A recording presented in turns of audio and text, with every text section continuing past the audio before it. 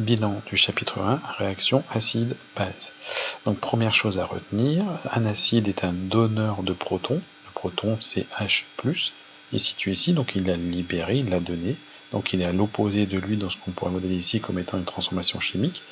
Une base ici est un capteur de protons, donc le proton est du côté de la base. Ça veut dire que à chaque acide correspond à une base, ou à chaque base à un acide, donc il y a des couples qu'on appelle acide-base et que par convention, on va noter acide/base. On va aussi découvrir qu'une espèce, on a aussi découvert qu'une espèce amphotère est une espèce qui possède des propriétés acides et basiques. Alors, deux petits exemples très rapides, ou quelques exemples.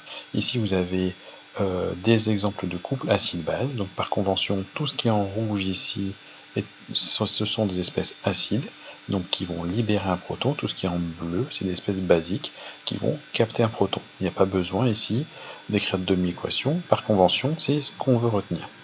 Mais c'est ce que j'étais en train de vous dire, l'eau H2O, on la retrouve parfois ici comme un acide ou comme une base.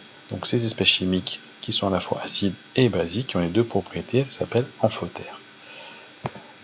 Deuxième chose à retenir, c'est la réaction acide-base. La réaction acide-base, finalement, c'est un transfert de protons H+, entre l'acide d'un couple et la base, mais d'un autre couple.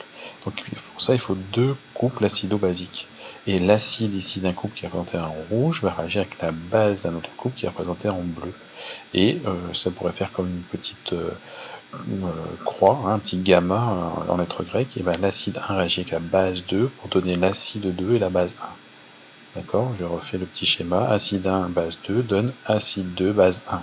Ce qui vous donne le couple ici, la transformation chimique modélisée par cette réaction. Alors, il faudra peut-être passer par ce qu'on appelle des demi-équations parfois, vous le verrez dans des exemples et dans le cours. Un troisième point assez important, on a un lien entre l'acidité d'une espèce chimique et ce qu'on appelle le pH. pH pour potentiel hydrogène. Donc en solution aqueuse, on a défini le pH comme étant donc relié à la concentration en ion H3+, qui sont les ions oxonium, par la relation pH égale moins log de la concentration en ion H3+, sur C0. C0, c'est une concentration de référence qui vaut exactement 1 mol par litre. Le log étant donc un outil mathématique pour lisser l'écart de concentration qui va avoir lieu quand on va passer d'un pH de 0 à un pH de 14. Le rapport entre les deux concentrations, en réalité, c'est 10 puissance 14. Donc pour lisser cet écart, on va prendre la fonction log. Ça va ramener les valeurs entre 0 et 14, plutôt qu'entre 10 puissance 14 et 1. Donc ça fait des échelles beaucoup plus petites. Et donc de cette propriété du log, on pourra faire la déduction suivante, ça c'est des maths, on va revenir dessus et vous proposer un outil. La concentration en oxonium H3+, c'est la concentration référence C0 fois 10 puissance moins la valeur du pH. Donc là aussi, en manipulant cette relation, on peut faire le lien qu'un pH 0, c'est 10 puissance 0. Un pH de 7, c'est 10 puissance moins 7, la concentration en ion H3+, et à 10 puissance, un pH de 14, c'est 10 puissance moins 14. Pour terminer, vous aviez à connaître et à repérer, donc ça c'est ce qu'on appelle la représentation de Lewis d'une molécule, dans laquelle on fait apparaître ce qu'on appelle liaisons covalentes, qui sont les petits traits qui relient les atomes entre eux, et puis des petits traits qui relient rien, c'est des doublés non liants, alors que ceux-ci c'est des doublés liants.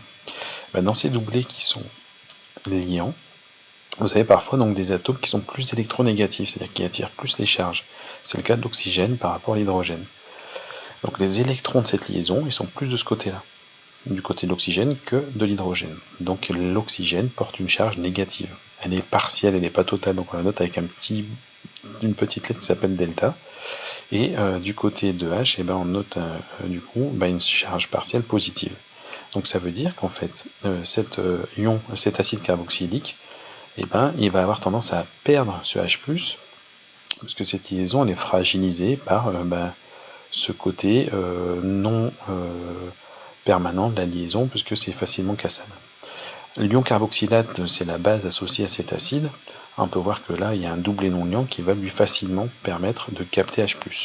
Donc l'acide libère le H+, facilement, puisque l'oxygène a envie de récupérer ce petit doublé d'électrons. Une fois qu'il est récupéré, il est mis ici, et donc il porte une charge moins, c'est-à-dire qu'il donne une charge moins de plus qu'avant, donc on met l'excès de charge ici.